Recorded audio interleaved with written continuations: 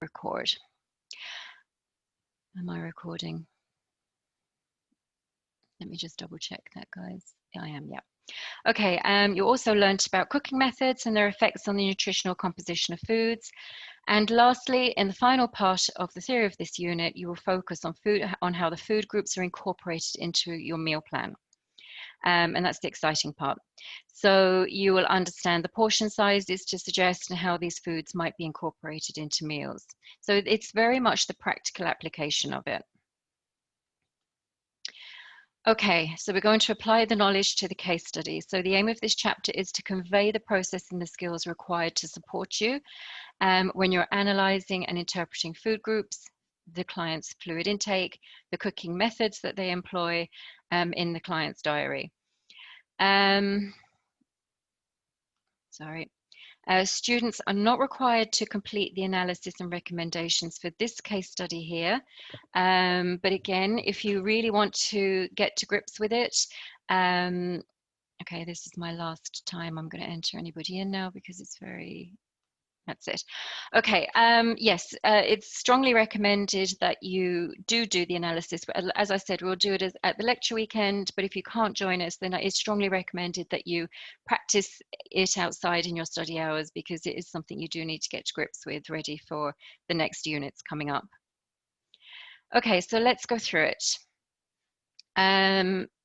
It's important to note at this stage that this presentation takes a complex food diary and comprehensively teaches the skills. And again, it really is only kind of outlining it today. The practical aspects will come afterwards. The learner will not be expected to demonstrate this to the same level. However, you will be able to draw on these skills in each of the following units. We will use this template throughout. So again, please don't worry about it if you're not quite sure. Okay, so I just want to very quickly outline the client's food diary. This is a real client. And it's very important to note timings. Now, again, not necessarily for this unit, but when we go through the other units, you'll understand how important it is to time your client's food. It's great to analyze it. It's great to understand which changes you're going to make to support that client, but timings are also super important as well. Can I just ask anyone who hasn't muted themselves if you could do so, please? I can just hear a bit of feedback. Thank you. So we have quite a late breakfast, a snack pretty much as soon as breakfast is eaten of biscuits and tea, then a 4-hour break to a kind of a light lunch, a long break, a 6-hour break for until dinner. And then pretty much straight after dinner, there's crisps and a glass of wine. It's important to note or encourage clients to put down any foods that are commonly eaten or regularly eaten because you know, of course, they're important to the client's overall kind of pattern of eating, really, and you'll get to know their likes and dislikes that way too. Case study example. So we have analyzed her cooking methods. So she tends to roast her meat, fry her fish, and boil her vegetables. She uses sunflower oil to cook with and olive oil to make salad dressings. And this here with white wine vinegar, I've put this in here as an important note because you know, it's just something that some clients often forget to put down in their diaries, the ingredients of everything, if they're making it themselves, that is, obviously. Her height is 1.68 and current weight is 60 kg. Her ideal calorie intake should be approximately 1,600 calories per day. Lifestyle, she's sedentary, but she walks 3 times a week. I answered a query on the forum actually about how to approximate or how to estimate calorie intake per day, but that's something that will come in the next unit. So don't feel you need to know that or be able to do that information straight away. Okay, so for not for this evening, obviously, but for when you go and do the analysis yourself or when you're join me at the weekend, you'll need the following resources, and they can all be found in your toolkit. And all of this information is in the lecture weekend folder as well. So I won't necessarily go through them here, but know that they're there. Okay, so taking this case study as an example and the toolkit resources, we're now going to go through the stages of analysis. Now remember, this is paper-based analysis. You're going straight into software-based analysis in the next unit. But at the moment, you're here with the diary in front of you. Your client has sent it on to you. You've got time on your own to sit down and analyze it yourself and go through it yourself. So we've broken it down into steps, and kind of just know that when you're qualified and when you've done this so many times throughout the course, and when you're qualified, you'll do this in your sleep. It might not seem like it now, but you'll absolutely do this in your sleep. But we had to break it down in steps for teaching purposes. So it might look like a lot at the moment, but it just becomes second nature eventually. Okay, so we have the different steps there. So let's move on. So the first step is to convert all the portions. So we use the IFM core food plan, the metric version, and you would input your answers onto a separate blank sheet of paper, or if you're great at computers, you'll have your kind of like OneNote open or whatever, and you'll be logging it down on the side. Okay, so we have this outlined here for this client for you. We've approximated everything down into servings on our separate piece of paper. And we've kind of matched them to breakfast, snack, lunch, dinner, and the evening treat there, treat in inverted commas, obviously. And note that the alcohol consumption here as well, that's quite large. Okay. So this is what you would do when you are analyzing the client yourself. When you've got, you don't have the client in front of you, you've got all the time in the world to do this, so you can methodically go through it quite easily. Step 2 is to identify the food groups. So again, there's another piece of documentation in your toolkit called the food groups. Here it is. I don't know if you can see my cursor. The food groups. Can I highlight it? No. Sorry. Go back. The food groups nutrient summary table as a resource. Identify whether there are foods from each group in the diet. Now, I would really like to highlight this to you about color coding. You've probably seen it on the example. It's not essential. It's preferable because it's easy to identify food groups that are missing or insufficient. And sometimes it's good to show a client. Sometimes, you know, you don't necessarily have to show the client your analysis at all. But sometimes when you're trying to explain something to a client, or if you think they're not quite getting what you're saying, it's really good to show them the analysis. And it's even better if it's the traffic light colors, because it just jumps out to the client. If there's a string of red, then something's wrong. And it just provides a bit of motivation. You'll get clients that are quite visual. So showing them, explaining something to them isn't going to cut it, but showing them documentation and colors and things like the Eat Well plate and all the other documentation you'll get through the course, it's useful to show it to them. So I like to color code. You're not going to be marked down if you don't do it, but if it's a good what's the word I'm looking for? It's a good thing to get used to doing. Right, so we have identified the food groups here for everybody. And we'll move on to the table. And again, when you're practicing yourself, you don't have to necessarily put it into a table. This just, I think, makes it nice and easy. You've got your food groups here on the left. You've got what's in the food diary, and then what is eaten regularly. So foods that aren't in the diary, but the client has listed as regularly. And I think in a table form, it just shows a really nice picture. But again, when you're qualified, you can rearrange all this and do it whichever way you like. I'm just going to add these people now, sorry. Right, okay, so step 3, adding the servings of the food groups, sorry. Add up the servings of food groups. So using the food group, fluid and cooking analysis template, and this is the template you're going to use throughout the course, and then use the portion guide and the Eat Well plate information. Note the number of portions of each food group, add up each meal, and note the total number of portions, and we'll see the next slide for the example. Why isn't that moving along? Sorry, there you are. Okay. So again, our client is, we are approximating 1600 calories for this client. So we're using the 1400 to 1800 reference range, and you start to fill in the template. So you go along for each food group. You can see them here. There was a very good query, actually. I just want to show you here. And again, it's a personal thing. You can change it when you're qualified. There was a note about peas being a legume, and why, sorry, tofu. It was about tofu. Why did we class tofu as a protein and not a legume? And really, it's for the next following units when you're talking about macronutrients, so proteins as a group. So if we start kind of like putting different kind of separating plant proteins and animal proteins, it might make it a bit difficult at this stage of the course.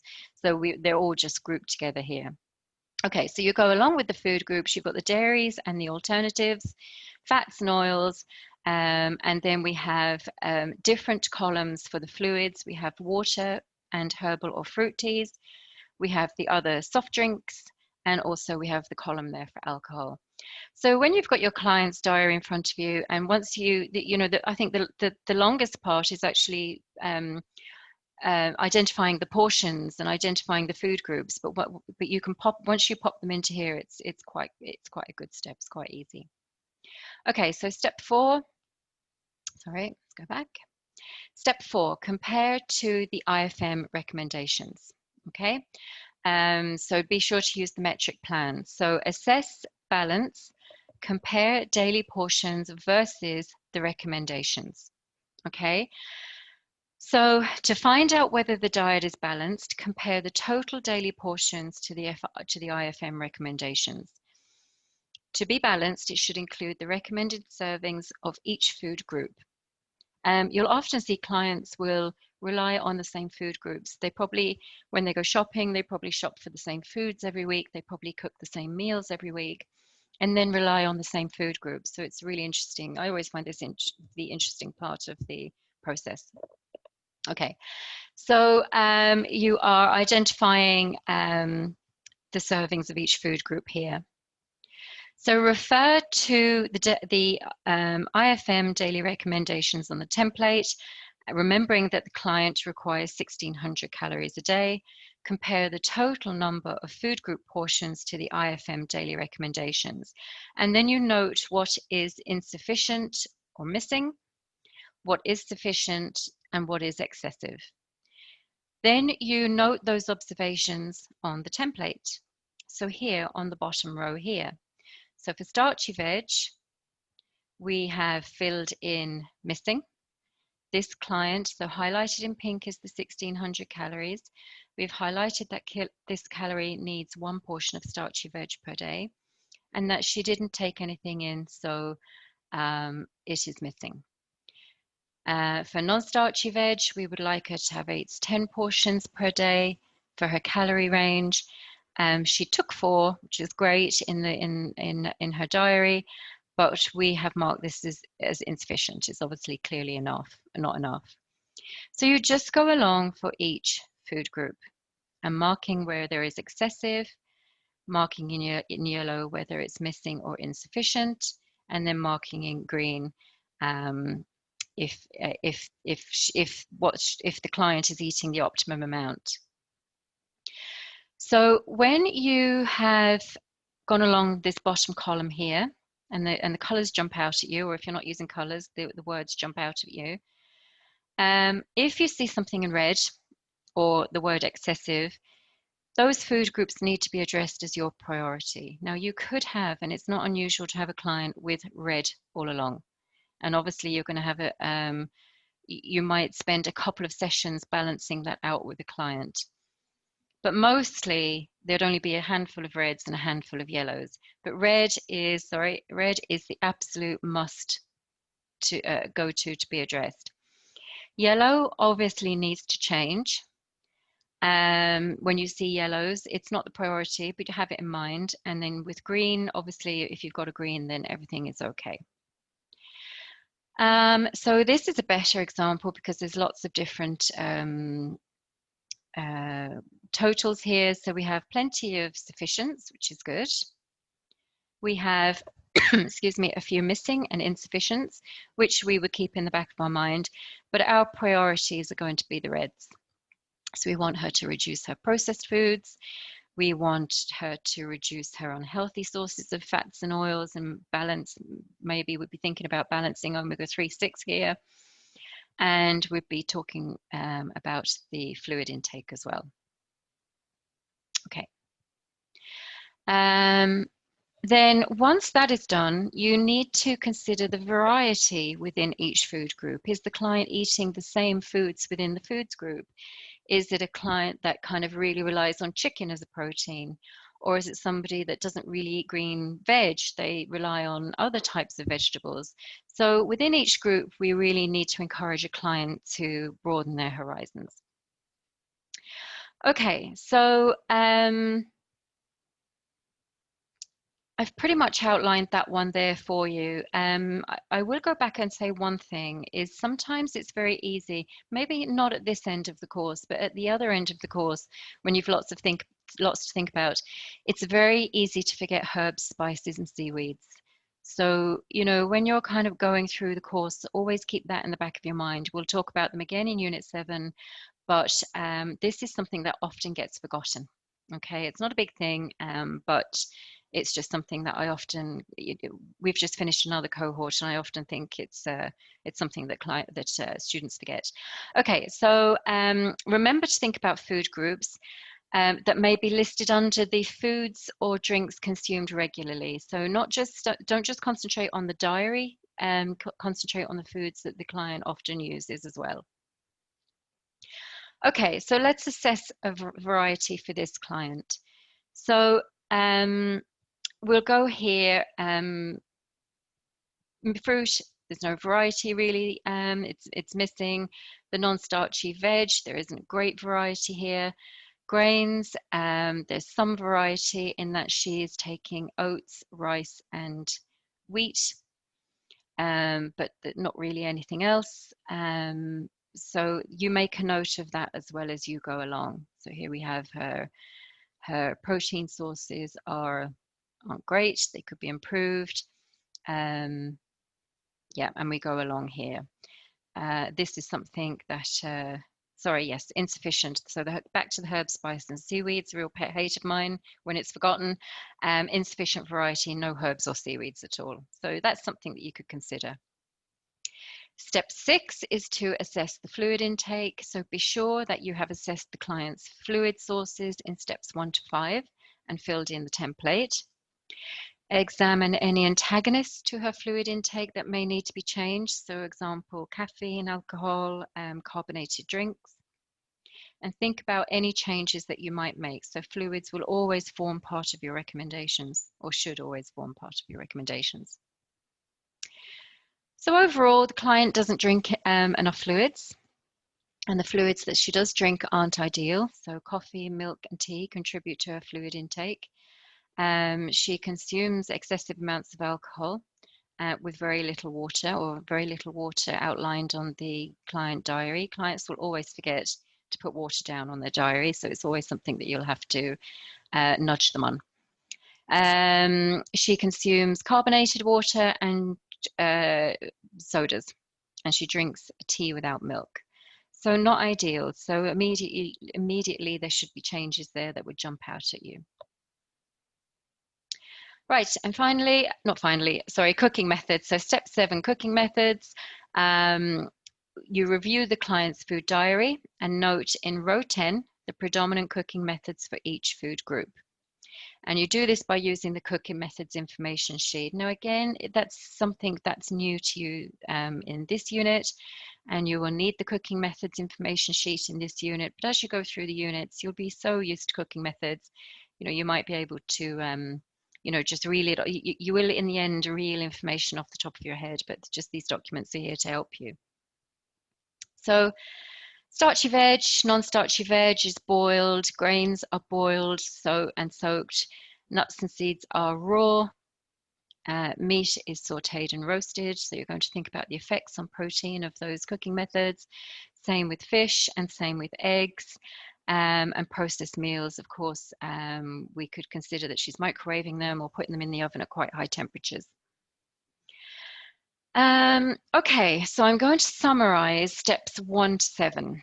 How are we doing time-wise? Okay, yeah, we're okay. So summarize the analysis for this client. I'll go back to questions at the end, if that's okay. So starchy vegetables, the diet does not contain any starchy vegetables of differing colors, and small changes are needed to adjust this. So this is our analysis for this client. So non-starchy vegetables, the diet contains a limited amount of non-starchy vegetables and the range of phytonutrients is limited.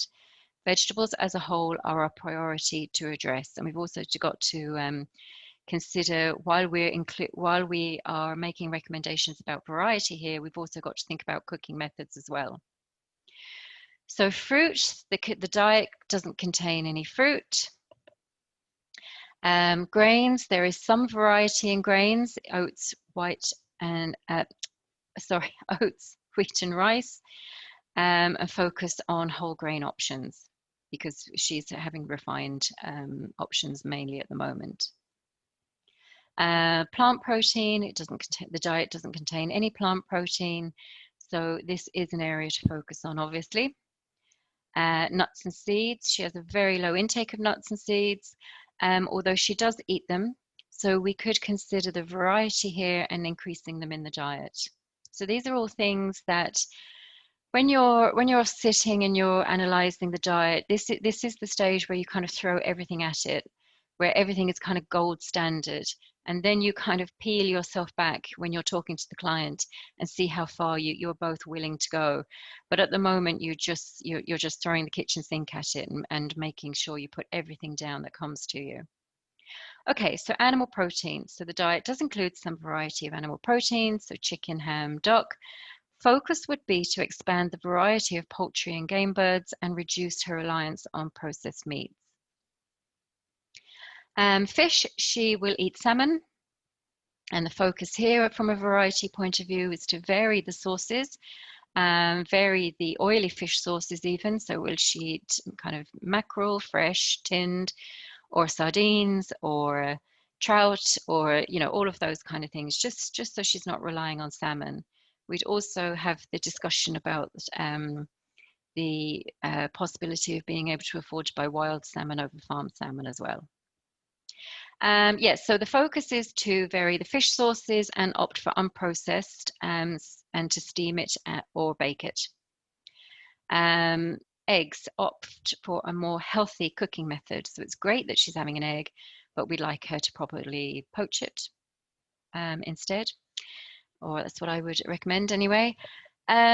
For dairy and alternatives, there's a mix of milk and yogurt and some alternatives. That's the coconut there. But we could include more variety here. So to include plant sources, we could think about plant milks here, maybe full fat milk and other fermented dairy such as kefir could be suggested. Full fat milk actually, full fat milk is generally only 2% fat, and the semi-skim stuff is only 1% fat. And I think a lot of clients tend to not realize that. And of course, full fat milk is essential for fat-soluble vitamins. So it's often a good place to start with clients that are on semi-skimmed or low-fat milks, which are generally fortified with substandard vitamins. You know, just to gently explain to them, but that, although it's whole fat, there's not a huge amount of fat in it. Okay, fats and oils. Quantity of butter intake or oil intake is not of concern. However, the focus on the quality of the oils and the cooking methods would be key here. So introduce spices, or more spices rather, introduce herbs and maybe seaweeds. But at the moment, focus on herb intake is the minimum thing here, because there is a little bit of spice at the moment and she's happy to eat curry and things like that. Okay, processed foods intake is obviously too high, so look at alternatives to the foods that she's relying on. So she's liking crisps, biscuits, processed meals. So the focus is what can we do to support her to make different choices here. So she could spend, if she has time, she could spend a day batch cooking and freezing portions and having those as her go-to rather than the microwavable meals and treats and all of those kind of things. Yeah, fluid intake, which is pretty poor for this client. So overall, she doesn't drink enough fluids. And we would focus on introducing variety here, increasing obviously the amount that she drinks, but think about variety here. Now, clients that don't like, there's a lot of clients that don't like water. Maybe think about flavoring waters with kind of fruits. I know berries are going out of season now, but that's easier to do in the summer. But yeah, just think about how you can increase the variety here. Herbal teas or even cold herbal teas are nice as well. Right, now we're going to go on to our meal planning and recommendations. I know I went through that very quickly. I will take questions at the end and we can go through a particular slide if you weren't comfortable with it. But for those of you that came in late, I was explaining that this evening is really just to outline the steps again to you. And after tonight's webinar, you can, if you're joining me on Sunday for the lecture, we will practically apply these steps together. And if you can't join us for the lecture, then you'll be doing this as part of your study hours. So I know I'm kind of romping through it and outlining it, but know that part of your study hours is to go through this methodically and analyze it yourself. But which is what we'll be doing Sunday if you can join us. Right, so we're making our recommendations. So the example recommendations in the following slides are comprehensive. With a real client, you may create a potential list of recommendations of this length, but in practice, you will work with your client over a number of consultations to coach them through all these changes. And that reiterates what I was saying earlier. You throw everything at your analysis, your wish list, like imagine it is your wish list. Imagine that actually it's the end point and your client is eating really well, lots of variety, all the food groups, and you put all of your changes down. You're not going to action them with the client on day one. It is a process, but think big for your recommendations to begin with. Right, so okay, we will use this case study from the analysis and begin to formulate our recommendations and meal ideas for her. So the exciting part. So again, you don't need them for this evening, but you will need them for when you're doing the practical essence of the steps yourself. And these resources can be found in your toolkit. So you'll need the metric food plan, the nutrient summary table, the food groups swap tool, which is invaluable. And actually, that's a really good one to give to your clients as well, the food group swap tool, because they won't take in all of the information in one sitting, and it's great to send them away with really practical tips, really practical documents, and I always think that's a really good one. Okay, the portion guide and the Eat Well plate information, cooking methods, and a client resource, excuse me, is the essential shopping list for healthy eating. I'm kind of throwing all of these names at you, but as we go through the course, you'll reuse these documents all the time, so they do become second nature. So don't worry that so many things are being thrown at you at this stage. Okay, how do we make recommendations? So there are 5 steps here. First of all, we are going to think about swapping the processed foods out and how we're going to do that and what we're going to recommend to the client. Step 2, we want to balance the food groups because we know that there's a lot that are missing and insufficient and excessive. We're going to include variety and flavor because some of the food groups are a little bit boring and a little bit kind of what's the word I'm looking for? I can't think, but anyway, yeah, lacking variety. Step 4, cooking methods recommendations. So we'd like to change some existing cooking methods. We would like to incorporate newer methods that she's not relying on. And step 5, we will bring it all together with our meal ideas and our recipe recommendations. We always send clients home with recipes. Okay, so step 1. You review the client's food diary and note which foods are processed. We note the client's choices. Are they snacks? Are they ready meals? Are they convenient alternative to whole foods? And then we consider, or what are your considerations? Can we offer quick, easy, nutritious alternatives to the above? Does the client need recipes? Does she need guidance? Does she cook? You know, always ask your client, do you cook? Do you like cooking? Do you find it easy? Do you find it a chore? Because your recommendations will hinge on that. We will give the client simple swap ideas, which is where the swap handout comes in really handy. And then you note these recommendations on the template. So it's the same template. Your template should now look like an unfolding story of the client. Okay, so we're still at step 1, processed, swapping out the processed foods. So changing the cooking method and swapping processed foods for less processed foods are the quickest ways to improve the nutritional value of a menu. The client obviously has to be on board with it, because you're obviously going to go from processed foods to unprocessed foods, which means the client cooking or being certainly more interactive with food. But that's where we're starting. Often by swapping out processed foods and replacing them with whole food, unprocessed or more healthy alternatives, you can incorporate at the same time other food groups. So changing one food group, especially processed foods, will have a knock-on effect to other food groups. So hopefully you could increase the two vegetable food groups here. You could improve the protein food groups, nuts and seeds, herbs and spices. They may all change naturally by making changes, by making simple changes to other food groups. Okay, and this has several benefits. So you reduce the client's intake of the harmful byproducts of food production. You replace foods that are low in nutritional value with foods that have added nutritional value, thus doubling the client's intake of phyto and micronutrients. To the client, it appears that you are recommending very small, manageable, achievable changes, but you're actually making significant changes to the client's nutrient intake and the nutritional value of the meal.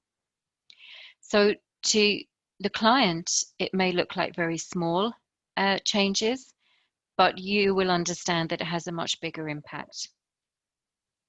Okay, so we're going to do our food swaps here. So now these are just recommendations. You can, when you do the analysis yourself, you can change something.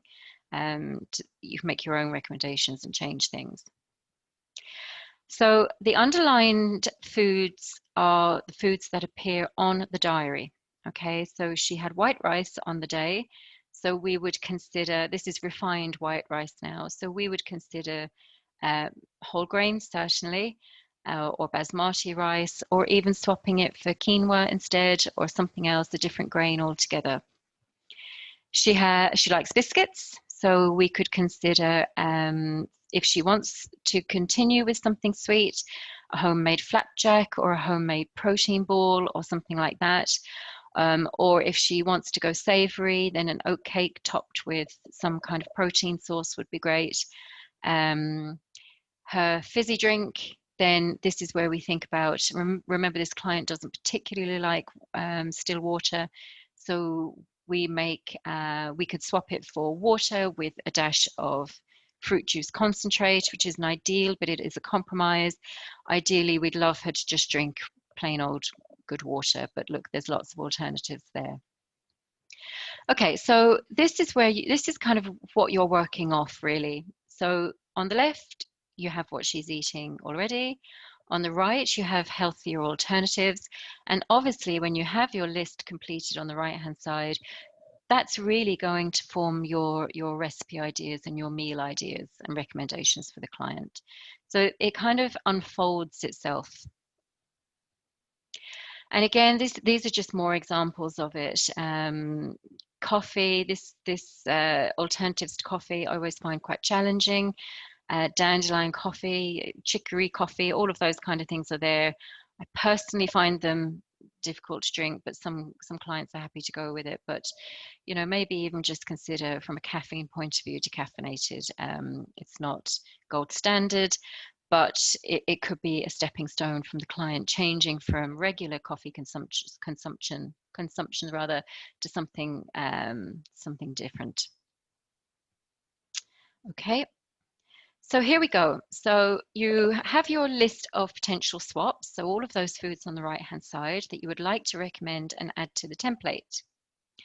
And you put them there on the template. So these are your potential recommendations for the client. Your recommendation is, I want to swap the processed foods you're relying on for healthier versions.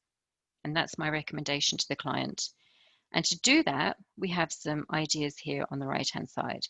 So her duck spring rolls, can she have the homemade rolls instead? Instead of the M&S quiche, can she make the chickpea kind of sausage rolls, if you were, the chickpea alternatives, and freeze them so she's not kind of relying on buying something from the shop? The crisps that she's eating, can she have homemade popcorn or even the kind of the crispy kale crisps or something like that? So you put all of your swaps here next to it in this column here. So you have really good recommendations to go with already with this client. Okay, so step 2, we balance the food groups. Having completed your analysis of the client's diet, you look at row 8 and consider your recommendations. What recommendations might you make so that all food groups are included in the diet? So keep in mind the daily serving recommendations of the IFM core food plan. And always consider your client's food preferences. It doesn't matter kind of which way you would like to go with the meal plan and the recommendations. If the client doesn't like it, it's not going to get done. So you will always be driven by the client's preferences. Otherwise, there won't be any success. And note your recommendations down after that. Okay, so let's see it on the slide. To keep the number of recommendations manageable for the client, focus only on the food groups that are missing. It is likely that when addressing other variety of food groups like nuts, other food groups like nuts will be included. Okay. So to balance the client's diet, the following recommendations would help to include the following food groups in the new diet. So this client's non-starchy vegetable intake was quite low. We're aiming for 8 to 10 portions daily. It might be a bit of a leap for her, so there might be a compromise to make there, but we want her to go for 8 to 10 for the purposes of teaching, so we'll go with that. So to achieve this, we will include 4 portions of non-starchy veg with lunch and then again at dinner, and there's lots of examples there. For the starchy veg food group, we will aim for 1 portion daily. That's what's on the IFM core food plan. And there's lots of things that we can ask her, we can incorporate and make sure she likes, and ask her, is she happy to cook them or prepare them, and she knows what to do with them. So you go through each food group doing that, balancing them out. So fruit, we want 2 portions, and again, lots of different varieties there to choose from, and you go through them all. So on to variety and flavor. So we've swapped out the processed foods, we've balanced the food groups, and now we're on to the variety within the food groups. So now you have to consider the variety for your recommendations. So what recommendations might you make to include variety within the food group? What additions could you make to ensure the recommendations are interesting to look at and full of flavour? First, it's useful to consider the client's likes. Use the processed ready meals as a guide to the types of food your clients eat regularly, and suggest more healthy alternatives. That's look, that's an important point for this client, but your own client, you'll have a really good idea. Your client, in the end, this is only a one-day meal plan, but when you have a client at the end of the course, you're going to ask them to outline a 3-day meal plan. And when you've analysed your 3 days, you'll have a really good idea of the client's likes, of the foods they like, what they're happy to cook, how they're happy to cook it, what they rely on, what they dislike. You'll have a really good picture of that. So if your client, like this client, is eating processed foods, you know, if you have a client, say, that buys, I don't know, let me think, like off the top of my head, buys a lasagna and microwaves it at night time, then the client likes lasagna. So go with that and give them an alternative, healthier version. You know, don't veer too far from the path. Some clients will be very, very motivated and incorporate any change you throw at them, but others just want lasagna. You know, it's just, you know, they're in their groove and you have to work with them. You really have to work with them. So just be mindful about that. Don't be afraid to look at a food diary and say, okay, we'll just go with better versions of what's here already. There's absolutely nothing wrong with that. Always include herbs and spices for added flavour, always. And I do like to see them. If you're my students, I really do like to see herbs and spices incorporated throughout the course. Use the core food plan to support your decisions around variety and flavour, and note any recommendations onto the template. So here we just have a couple of ideas, okay? So for non-starchy vegetables, and we're incorporating our cooking methods here too. Let me just check the time. Okay, good. So non-starchy vegetables, make a salad or a soup for lunch using green leafy veggies, because we want to try and get 8 portions in, don't we, per day. Think of the rainbow as well. So you've got your green leafy vegetables. You can incorporate other vegetables as well. We are trying to include 4 portions of vegetables with the evening meal. There's an awful lot to choose from. You will be driven by the client about their likes and dislikes. So it should become quite obvious to how you can kind of go with it, you know. Add 1 portion of starchy veg to lunch or dinner, and there's choices there. I'm going to get to the end of the session. I'll let other people in. Here is the summary of the recommendations to help this client achieve variety and flavour with fruits. There's ways to do that. They can have it as a mid-morning or a mid-afternoon snack with protein, or as their dessert, or as their berries, or as their breakfast with berries and yogurt. There's lots of periods throughout the day you can incorporate fruits. Same with legumes, nuts and seeds, fish. Client is only really relying on salmon. So my thing for this client, my immediate thought for this client is variety. Then you can think about where to add it in the daily diet, or certainly in the weekly meal plan. Dairy and alternatives. So if you want to look at alternatives, then kefir might support this client, or coconut yogurt, or goats or sheep's. Think about that with your other clients. There's lots and lots of alternatives out there. Fats and oils for this client. So use the extra virgin olive oil, walnut oil or flaxseed oil to make a salad dressing. Use coconut oil, butter, rapeseed or olive oil to cook with. And then, of course, my pet hate here, when it's forgotten, herbs, spices, and seaweeds. So we're adding, we decided we would predominantly consider herbs for this client. So there's lots of instances to bring this into her diet. We're going to swap out the processed foods. We kind of decided which ones we were going to we were going to swap out. So we've just chosen 2 here to show you, but you know, you have there's the big long list there as well. Fluids, we would like her to swap out a coffee if she can throughout the day to an alternative. So an alternative coffee she might go for.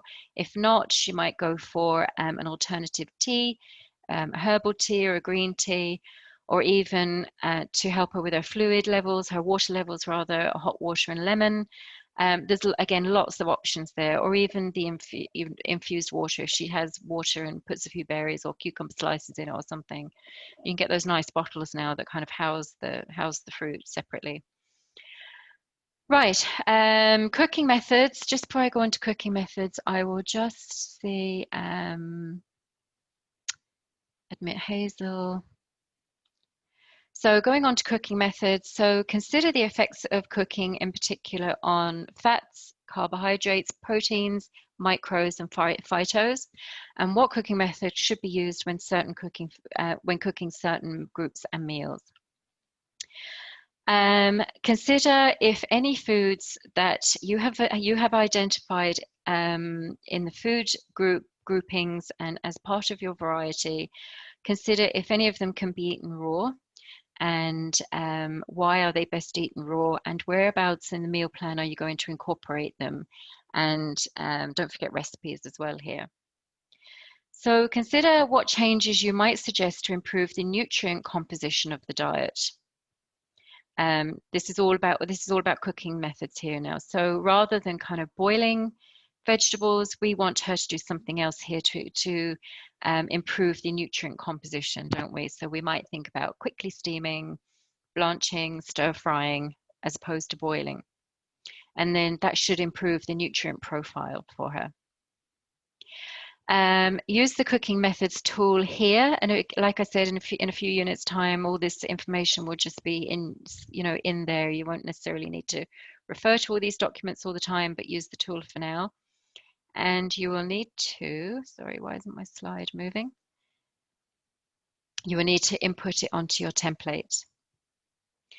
So just a very quick summary here about the cooking methods. So we will ask her to use coconut oil, butter, rapeseed oil, or olive oil to cook at very low temperatures and with water. So when you stir fry, you never just stir fry with oil. Obviously, you always add some kind of water sauce, don't you? Or soy sauce or something like that, like a splash of water or a splash of soy. Don't ever stir fry just with oil. Sorry. My thing is super sensitive. Okay, meat and fish. So think about making meals whereby the nutrient content isn't flushed away. So one pot meals are great. So stews, curries, excuse me, en papillote for fish. So baking and parcels, or even steam frying. So again, with a layer of water, and cover it tightly with a lid and steam. So poaching or boiling her eggs, because she's frying at the moment, and we know that the oxidized oils aren't going to be good for her. And poaching takes just the same amount of time as frying an egg. She's not going to lose any time here. So that's an option for us. We're going to ask her to lightly steam her vegetables, or again, stir fry, or even eat raw where possible. And just at the bottom there, remember that swapping out processed foods will help reduce the AGEs and oxidized fats. And that's an example of how adjusting one food group can improve other food groups and improve the nutrient profile for the client. So step 5, you'll have your meal ideas. So after all of this, your meal ideas will nearly jump out of the page at you. They'll be there in black and white. You'll kind of, they almost formulate themselves. It sounds really silly, but when you've got all of your analysis and your listings done and your varieties and what you want to incorporate and what you want to balance, the recipes nearly write themselves, or the meal plan nearly writes itself. So don't be afraid if you're someone who's super interested in nutrition, but you're not really interested in kind of recipes and meals and things like that, or maybe have ignored that part of nutrition before, don't worry about this step. It really does write itself. So while general recommendations to increase balance, variety, and flavor are essential, for almost all clients, it is necessary to create an example meal plan to demonstrate how to pull these ideas together. And you will be asked throughout the course to make recommendations. And at the end, when you have your client, you will formulate a meal plan for your client, and you'll be more than capable of doing it. So the most important thing is to remember all the food groups, include a variety of foods, always consider fluid intake, and always consider flavoursome foods. That's really important when you have a client that relies on processed meals, because processed meals obviously contain a lot of sugar and salt and fat, which is tasty. And sometimes when they go to make their own meals, they often forget the salt or the herbs or the spices, and often think that their food is lacking in flavor, because it is such a jump when you're making your own food compared to all the salty, fatty food from a processed meal. So consider how your client is going to incorporate flavor. And always, as always, we refer to the core food plan. That's really the Bible for the course. Portion sizes are essential, particularly when you have a client who is maybe eating a bit too much or not enough. It could be that they just don't have an understanding of portion sizes. So it's not enough sometimes to just say, okay, I want you to eat this, this, this, and this, or 8 portions of this, or just throwing recommendations out there. Portion sizes absolutely have to be outlined. So in the end, your new daily meal plan, so this is a one-day meal plan, should take shape. Now, this is just an example. You'll be creating your own meal plan for this client in your at the weekend, and also in your own study hours. So this is just an example. You can make different changes, of course. Note on the left that we have timings. You'll learn about the importance of timings throughout the course. We like to, excuse me, we like to incorporate a meal every 3 to 4 hours for optimal blood sugar balancing. And so we have our timings like so at the side. So at 8:30 in the morning, we have an alternative to the granola of these overnight oats with seeds and berries. So here we're incorporating fruit, which is already missing. We also want to bring in some flaxseed, and we've also started thinking about fluid intake here, and we've asked this client to drink a mug of hot water with a slice of lemon, so something flavoursome. It could be even, a slither of ginger or something, just something to flavour it. Then at 11 a.m., rather than the biscuits, we are going to ask her to have a whole food snack. Now, we've got an oat cake and nut butter. It can be protein ball, it can be the flapjack if she wants something sweet. It's your decision, whichever way you decide to go with this client. But here we have an oat cake with nut butter, almond butter. So here we're incorporating a grain portion, or grains rather. We are also including a nut butter, so we're thinking about plant protein here. We've asked her to incorporate or swap out coffee for dandelion coffee. And again, it's something they may or may not agree with, but we've put that down here. Lunch is poached eggs rather than a fried egg.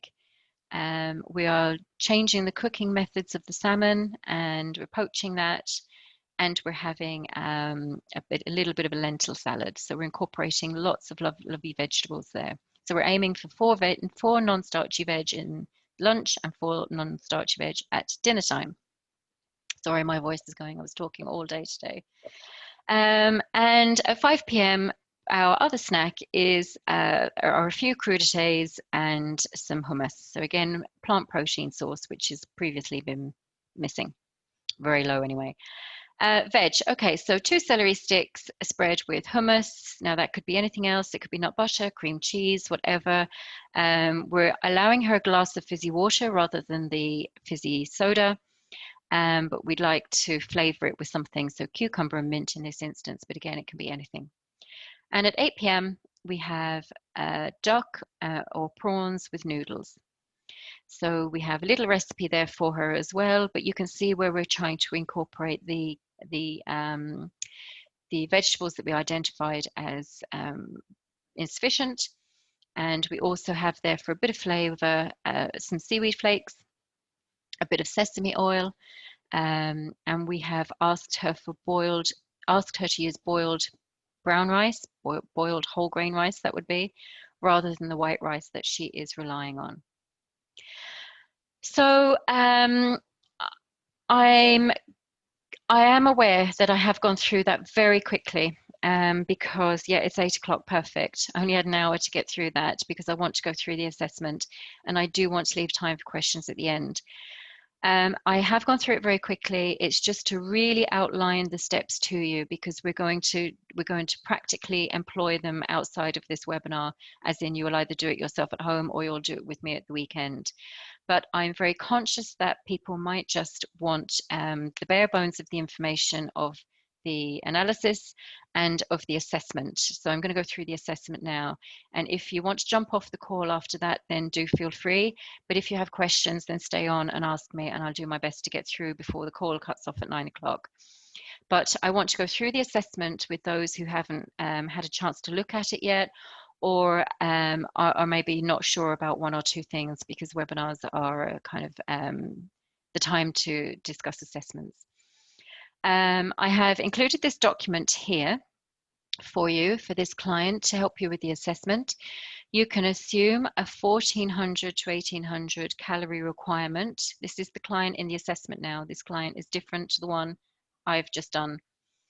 If in doubt, refer to the core food plan. I wanted to qualify the term condiment as opposed to a sauce. So condiments, we think about soy sauce, miso, tamari, etc., not sauces. In reference to the case study assessment question, a student might suggest a condiment and then include a sauce recipe showing how the client could add this, i.e. a vinaigrette or a dressing or a dipping sauce, which may include other herbs or spices. The key focus is adding flavor. This is where you add your flavor for the client. Hummus, again, I was trying to explain this on the forum today, but there's a lot of crossover between food groups, and hummus is one of them. It can be viewed as a source of protein, carb, and fat. And it can even be put under legumes. You know, it's one of those that you can just plonk anywhere, really. But we could, because it's got tahini in it, the sesame seed paste, that we could, it could end up being quite high in fat. However, the IFM have listed it under legumes, as the legume is the primary ingredient, so which is understandable. So for the purpose of the assessment, follow the IFM core food plan and note hummus as a portion of legumes. When you are out on your own practicing, you can put it wherever you feel it is naturally meant to go to. I often consider hummus under protein myself as part of macronutrient recommendations, but just for the assessment, you can consider it as a legume. Also, 60 grams of feta should be marked as 2 of the 6 to 7 daily servings of animal and plant protein sources that the client requires, rather than dairy. And of course, feta is made of sheep's milk, so obviously it's dairy, but again, it's protein source. So again, this is just highlighting crossovers. So in this book, I've incorporated feta cheese to vary the sources of dairy for this client. But again, you can consider it as protein or other things. Just for the case study, dairy only includes milk, yogurt, and milk alternatives. And note that coconut milk is listed under dairy, but canned coconut is listed under fats and oils. And again, it's just that anomaly. It's impossible to group food groups, you know, as a black and white entity. There's just so much crossover there. There's a very small list of starchy veg on the core food plan. Carrots and beetroot are not included on this list, but we include them as starchy vegetables. And again, as I said on the forum, that becomes more not prevalent, that's the wrong word, that more, you will understand why we do that as the course goes on. The IFM have very vague guidelines for fish. It's often just grouped with meat, cheese, shellfish and soy as protein. So just understand, yes, it is a bit vague, and we do understand that as well. Green peas are listed under legumes. That refers to split peas, you know, the kind of the dried split peas you get in packets and you have to soak. So a garden pea, which we normally associate with green peas, are actually non-starchy vegetables. I've outlined this in book 1 already, I think. In fact, I know. So it's there for you, but it's just here to support you as a note. Garlic is listed as a non-starchy veg and a spice. So neither is wrong and neither is right. So again, it's just a crossover here. Cream isn't on the core food plan. The American half and half is, so the portion of half and half on the food plan is 2 tablespoons.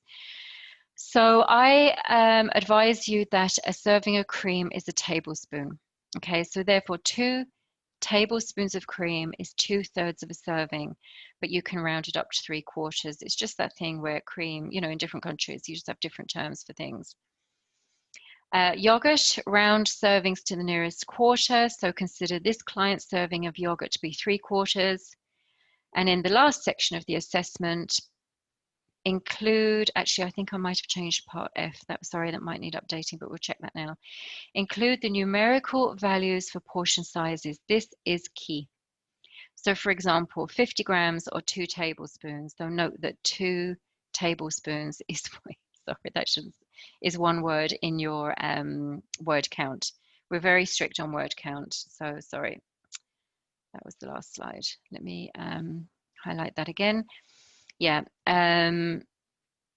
we are very strict with word count, but know that kind of when it comes to serving sizes, 2 tablespoons is 1 word. I want to pull up the assessment for you and just go through it very quickly. This assessment has been updated for you. So I want to go through it here. The format is there is 1 question, but there are 9 parts to it. You have a total word count of 110 plus or minus 10%. You will partially meet assessment criteria 4.1 for this unit, and you'll meet it again in next units. The associated documents are outlined here. You will need those to complete your analysis and your recommendations. You only have to upload this document to Moodle for your assessment. You will be using the template and the guidelines, but you don't upload that. That's for your benefit. You only upload this sheet. I would ask you that you don't remove any of the text here and even the question, because your PT needs to refer to points in the question where you have met your AC. So it's important to leave all of this here and just answer where directed. So here we have the food diary for the assessment, the client for the assessment. You can see here breakfast, afternoon snack, there's a little bit of treat coming in here, a bit of sweetness. Morning snack is yogurt. We have lunch and we have dinner. So on the face of it, it's not the worst client food diary you'll ever see. And now we need you to go through the whole analysis for this client's food diary. So all of the steps that we've just undertaken, and then answer the following questions. So part A, We want you to identify which food groups are missing in the food diary, and that's apart from fish, because fish is doesn't have the most direct guidelines. Part B, which one food group has an insufficient number of foods consumed? Part C, identify 3 food groups which lack variety. D, identify 3 cooking methods this client is relying on. E, using the balancing flavors handout, fill out the table below. So you just pop your answers in this column here. And we want you to list the foods in the food diary that contain each of these flavors. So which are salty, sweet, sour, spice, and bitter. And just put, 2 examples of each is fine. 1, 2, 3, 4, 5. Yep, there are 5 flavors and you have 10 words as a word count. So 1 or 2 of each is fine. So that's the analysis part of the AC met. Now we go on to the meal planning part of the AC. So it's the same client. It's your same template that you filled in for this client in this assessment here. And for the purposes of the assessment, condiments, as I said in the other slide, condiments refer to tamari, vinegar, etc. So part F, name 1 condiment and 1 drink that you would suggest to this client to improve the flavor of the food diary. Specify to which meal you would add these choices and why. And remember, you've got 20 words here, so 10 words for a condiment and 10 words for the drink on average. Part G, which cooking method would you suggest the client changes and what would you suggest instead? Again, you're going to prioritize here. So choose the worst one and change it. In part H, choose 1 alternative for each of the following foods, which would improve the variety of the foods this client is eating. So variety is a huge part of the assessment criteria for this unit. So here we're asking you to demonstrate your knowledge. So choose an alternative for each for cream, beef, and hummus.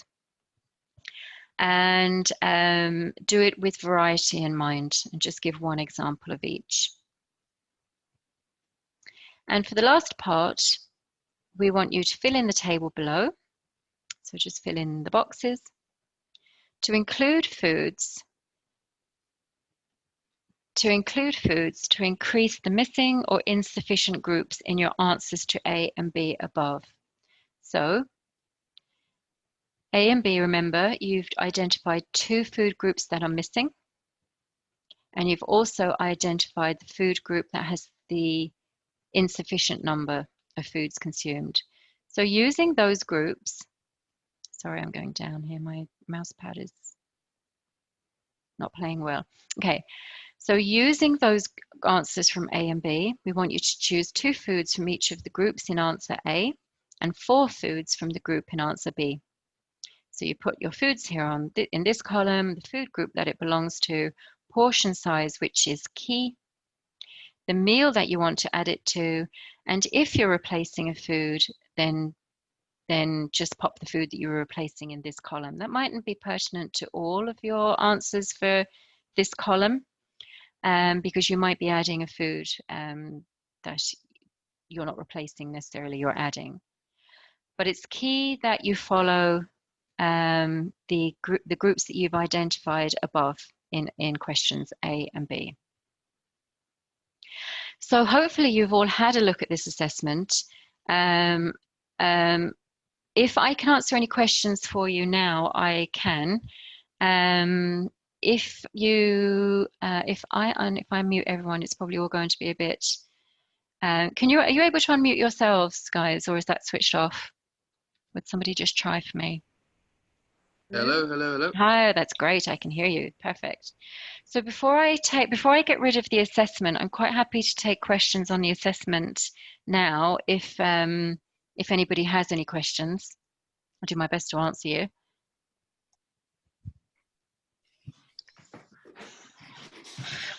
Nothing. Okay, that's a good sign. Hello? Oh, hi. Oh, yeah. Hi. Hi there. Carry on. Who's that? Is that Eva? Eva, yes. Hi, Eva. How are you? I'm good, thank you. Good stuff. I'm just reading the assessment question here, and I noticed it says 1 teaspoon of extra virgin olive oil and the olive oil at the dinner time and lunchtime, and then there's a little star, and That's it right. says tablespoon equals to 3 teaspoons, but it Mhm. says teaspoon extra virgin olive oil. So is it a misprint, or and the at the time as well? No, it's just outlining. So if we add up all the teaspoons together, so she has a teaspoon here and she has a teaspoon here, doesn't she, of olive oil. So it is adding them up together, and that actually 3 teaspoons makes up a tablespoon. So actually she has, so this is when you go back to your core food plan, because on the core food plan, things are measured in tablespoons generally. So here she has a teaspoon of coconut oil and 2 teaspoons of olive oil, which makes up 1 tablespoon of a portion size. Because a teaspoon is 5 mils and a tablespoon is 15 mils. Does that make sense, Eva? It's just to help you when it comes to the core food plan. It's just a note to I think remember. so. Oh, yes, yes, it makes sense. Yeah, Okay. is that okay? Yeah, and actually that's a Yes, really good yes. I point. misunderstood that. No. I'm actually just going to write that down because anything that comes up, I've actually taken over this unit, so everything's a first for me as well this time. So I'm actually going to list everything down that might look a bit kind of difficult to or easy to misinterpret, and I know it won't benefit your cohort necessarily, but it will benefit the next cohort. So I'm just going to take a moment to write that down because it would be useful to clarify it. In fact, I'm going to pop it on red here.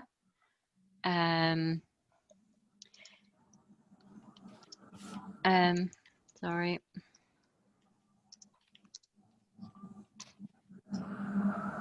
Yeah, I'll clarify that myself because, yeah, I can see how easy that is to misinterpret. Thank you, Eva. Thank you. Thank you. You're welcome. Hi, Maxine. Can I ask something? Yes, of course, Matthew. How are you? Okay, thank you very much. Yeah. Good. Yeah, just that question about teaspoons and tablespoons. Mm-hmm. Is this document been changed? Because do I need to re-download it from when we started the unit at all? It hasn't changed from since we started the unit. Why does it look different?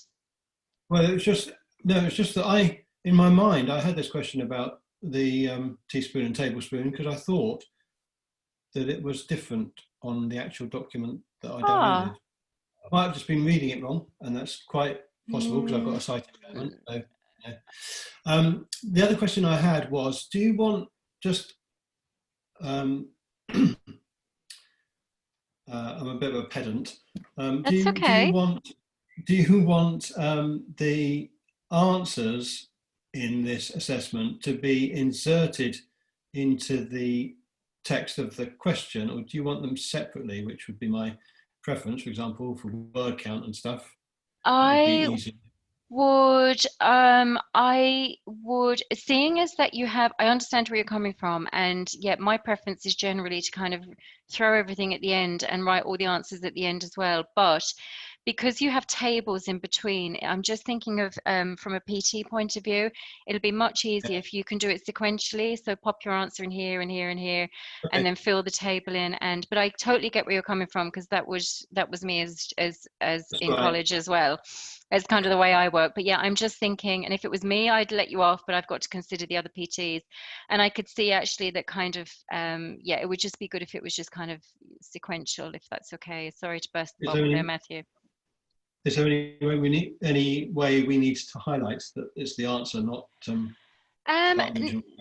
Well, actually, you know, even if you could either write the text in bold next to the question, or even, now this isn't going to work for me properly, and I was going to say it will come up with another G, but sometimes I just kind of type it underneath too when I'm doing stuff.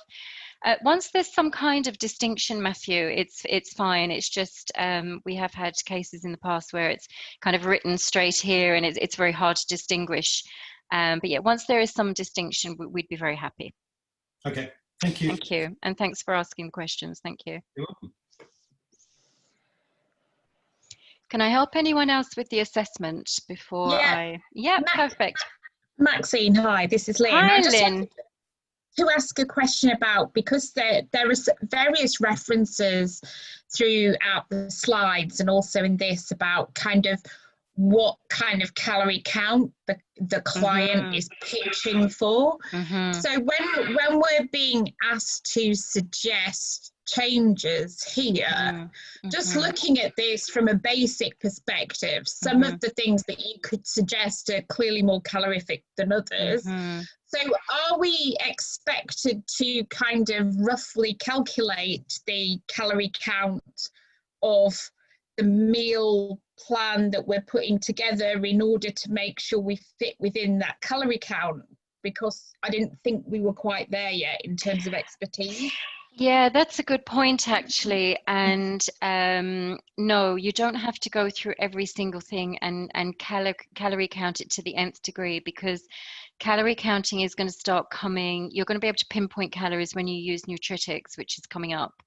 And then what happens is when you start meal planning after, you know, when you do your paper-based and your software-based analysis, and you start to meal plan, the meal plan that you formulate, you end up putting back through nutritics, and you can adjust calories that way. So no, just for this, you know, I would just, whereas I don't want you to go into everything to the nth degree and count things individually, I would just say, just, you know, be very kind of mindful to kind of make reasonable suggestions. So here for feta cheese, there's 60 grams of feta cheese here. You're not going to include like 200 grams of an alternative. Do you know what I mean? Doing that, you'll probably you'll stay along the same lines.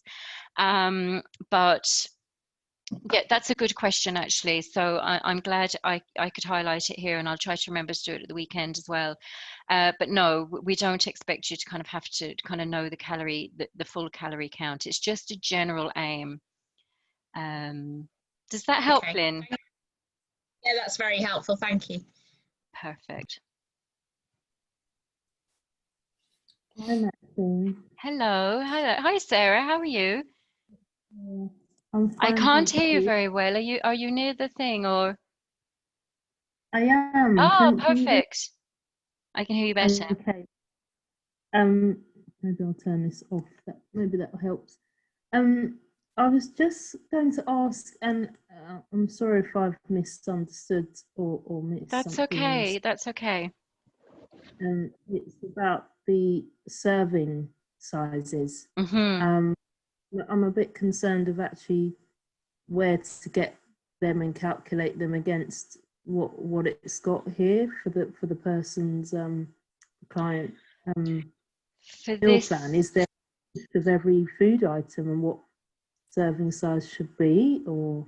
yes. So you're talking about this client here for the assessment Yeah, here, because are it's you? got like yeah, for example, it says 80 grams of cooked Yes. quinoa, etc., Yes. etc.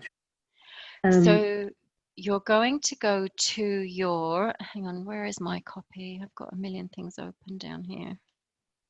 Thought I had, this is it. No, that's not it. I have my core food plan open. Where is it? Where are you? Hang on a second.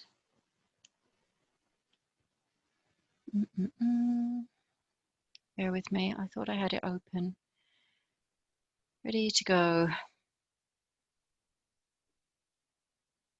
Bear with me. So you'll take your core food plan, which I'll open imminently, which I thought I did have open. And you will check off the portion sizes. You're certainly, let me just move that over. I know I'm kind of shortening it a little bit. You also need your, where is it? Your portion guide as well. So let me open this and put it to the side too. Where have you gone? Must have had it already open then here. Right. Okay. So let's go down. So let's look for eggs. So eggs fried in a teaspoon of butter. So you're just going to go down to your portion sizes here. Let's go on to the core food plan. You're just converting what she's got into the portions and you're popping it onto, sorry, and I'm jumping around here. Eggs, there they are. 1 egg or 2 egg whites. So she's having, so 1 egg is considered a portion. She's having 2 portions of eggs. And you pop that onto your template. So I have the template here somewhere too. Where is it? Here. So you go along to your eggs and you fill in that she has two portions. And you do that for each food that's on the plan. So you just go through each one. So cooked quinoa, for instance. I know that quinoa is it 65? I've got that wrong, I think. Maybe. Where are the grains? Sorry, bear with me. My PC is going backwards. Grains. Quinoa, is it 80? Oh, it's 90. So she's having just under a portion of quinoa. So again, you'd go onto your analysis, under grains, and you'd put in the portion, the 1 portion. So you fill in your analysis template kind of one by one, methodically really, including all of the fluids. Does that help, Sarah? Yes. Does that make it a bit clearer? Yeah. Yes. I'm just thinking in like real life. Yes. You may well not have a clue what grams they're using or. Absolutely. Yeah, that's a really good point, actually. Most clients are hopeless at knowing what a portion is or what a gram is. So sometimes we ask them to do it visually. We always ask clients to kind of quantify some kind of a portion size, and if they can't do it by measurements, then we ask them to visualize it. So do you have, and this sounds daft, except it's really useful. So when it comes to like, say, you know, what size of, if somebody had chicken for dinner, well, what kind of size did it look like on the plate? If they say, I don't know what size it was, I don't know if it was small or medium, I don't know if it was, you know, however many grams, but what did it look like? Was it the size of a tennis ball? Was it small? Was it only the size of a golf ball? And we kind of have to kind of work it out ourselves. It's not ideal, but it gives us a general kind of idea. And then when we are meal planning ourselves, we put everything back into Nutritics and we make sure it's properly balanced and it's the proper portion size for the calorie intake for that client. So we will get it right our end eventually, but to get some kind of sense from them, we even go to asking them, well, what did it look like? And like that, some clients just can't tell you, and you kind of have to half guess it. It's not ideal, but we always do ask them to quantify it. It's very rare, actually, that you'll have a client which absolutely has no clue and you can't get any information from them. It's very rare. And then you're kind of going on your wits and you're thinking, okay, judging by, you know, the food that's on the diary and how much they eat during the day, or, you know, you can even say to the client, did that take up your full plate? You know, if somebody said, oh yeah, I had spaghetti bolognese last night, I don't know how much pasta it was, I don't know, it's obviously more than a fistful, it's more than these portions here. Well, how big is your bowl? And was it full? Was it overflowing? Was it higher than the rim of the bowl? You know, you can get some kind of an idea. So if they've got a bowl that's like 8 inches across and it was piled high, then you know that actually there's a good few portions of grains in that, and it needs adjusting. It's not ideal, but you can get there in the end. Yeah, no, that's really helpful. An idea of how to work it out. Yeah, sometimes it is difficult, but don't ever be worried either. You know, don't worry that you can get it wrong. Your own recommendations will always be properly measured and put through nutritics, and you know, you'll be very confident in your recommendations. So don't worry if you can't get amazing information from your client. You'll be able to make great changes. You'll be able to help them, you know, even by including the variety of something that they already eat is already a positive change. Like, you've all come to this course with an interest in food, a love of food. Sometimes when you're doing the practical side of it and learning the science of it all, it's easy to forget about food when you're doing a course like this. But actually, just remember it. It's not kind of you know, don't be frightened by it, and don't be frightened to approach questions or ask things or be visual with people, and you know, just talk about food. It's just food at the end of the day, and you'll get to find out from the client one way or another. You know, once you've got a talkative client, you'll find out one way or another. Is that okay, Sarah? I probably went Yeah, down a thanks. different avenue there than you were expecting, but hopefully I answered your question. Oh, yes, you did. Yeah, it was really helpful. Thank you. Maxine, it's Yeah. Annie here. Hi, Annie. Apologies. I missed the first part of the when you were talking about the assignment, what we have to do, because my laptop died, unfortunately. Okay. So I had to, you know, charge it and so forth. Of But course. just in relation to what Sarah was saying there, Yeah. just in relation to the assignment, we have to do what you just showed us there in regard to, you know, the portion sizes and so forth, and what you showed us there in those tables. That's also part of the assignment. That's what we're doing with the Yes. that's to do with their diary, their food diary. Yes, yeah, that's right. Yeah. So you analyze this client here, and you do the same thing. You kind of convert all the portion sizes, run it into your template. You don't need to upload the template. You only have to upload this document here. I don't know why I don't have it in full screen. Sorry. You only have to upload this document, but you'll be using your template, and you'll go through the same steps. Are you able to join us on Sunday, Annie? Are you down for the Yes, lecture? I didn't realize there was one on Sunday. It didn't come up on my Moodle, so it's Oh, at 9 o'clock. It's Sunday morning. it is. It's 9 to 3. It's 9 to 3, 9 to 4, 9 to 3. I can't remember, and I'm doing it. I should remember. Yeah, so we're actually going to go through the practicals, not for this client, obviously, but we're going to go through the practical steps again. But yeah, you're basically converting the portion sizes. You're adding them to your template. You keep the template. The PTs don't need to see the template.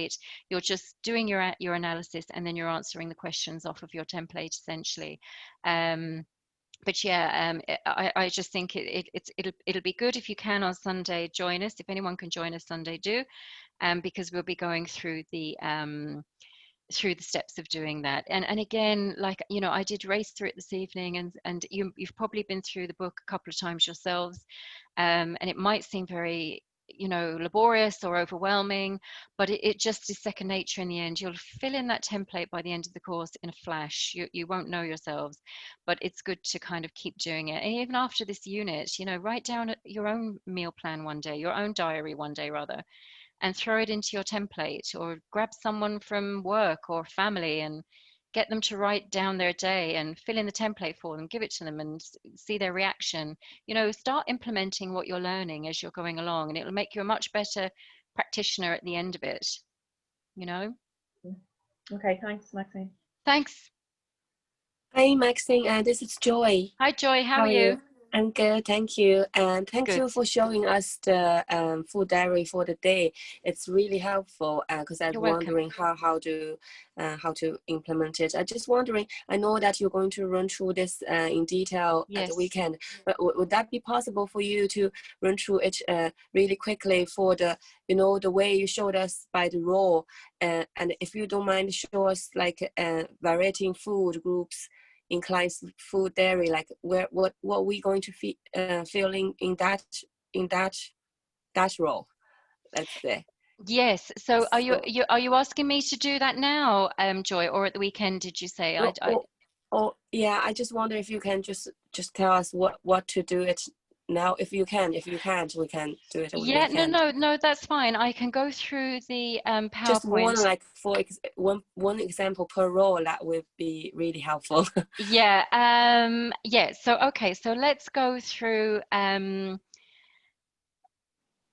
Yeah. Let's see. Hang on. Let me minimize this again a little bit. I'm so devoid of any technical. Yes, you see, for the food group insufficient and the miss is yellow, that I saw, that's quite straightforward. Yes. But for variety food group in the client food dairy, what are we going to fill it there? Yes. So you fill that in here. That's a good point, actually, and that would be really useful to have that on the webinar. Let me write that down for the next time. Yes. So yeah, because the example of that wasn't on this webinar.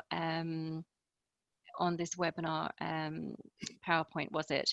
So okay. So here is where you fill in those steps. So we came to the meal planning steps, which were way up here. Sorry, let me just go to them again. So we've done our analysis, and this is our meal planning steps. So we have steps 1 to 5 here, and here on the template is where we fill those in. So our ideas for balancing food groups, say, for instance, which were, let's go down. Sorry, bear with me. So we had a couple of ideas here for balancing food groups that we wanted to include. In fact, I'll cut and paste this in here because this is what goes in basically. We want to up this lady's food group. This food group rather than the non-starchy vegetable food group. So we're looking to get minimum 8 portions in a day. We're thinking ourselves as practitioners, we'd like to get 4 in at lunch and 4 in at dinner. So here would be potential recommendations to balance. So you might put something in here like, and I'm hopeless, there's probably an easier way to do this, guys. I'm sorry. I'm so bad at Excel. So if I put it in a different color, you'd be able to see it. Maybe, I hope it comes up. So our recommendation is to incorporate 8 non-starchy veg, say, okay?